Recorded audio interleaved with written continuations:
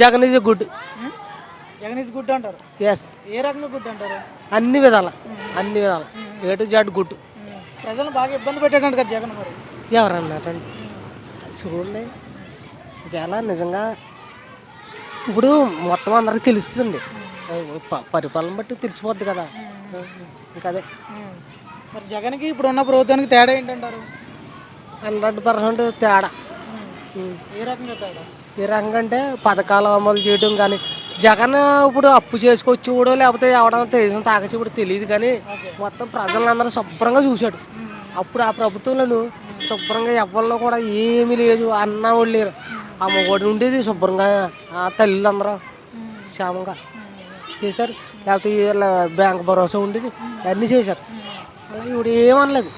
ఈనాడు జగన్ పట్టుకొచ్చి పెట్టేస్తున్నాడు, మా మీద బాగా పడిపోద్దా అనుకున్నారు తప్ప అసలు ఏం లేదు.